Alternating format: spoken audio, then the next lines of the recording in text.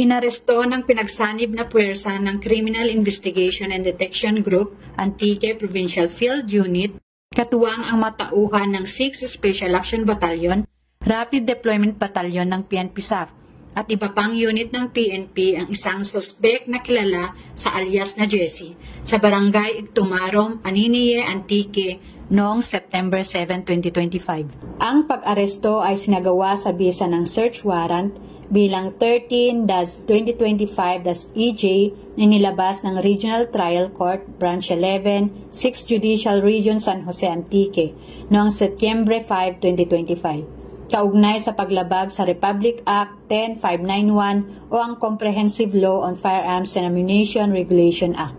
Nasamsam mula sa operasyon ng isang caliber .45 Remington pistol na may 4 na magasin at 13 na bala, isang improvised na 12-gauge shotgun ammunition, isang holster at isang sling bag.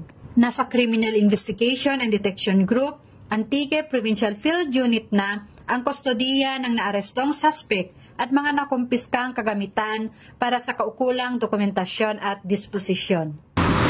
At mula dito sa headquarters sa Fort Santo Domingo, Santa Rosa City, Laguna, ang tahanan ng inyong tagaligtas. Ako ang inyong PNN correspondent, Patrolwoman Gloria Di Balawang, alagad ng batas, tagataguyod ng Balitang Pulis.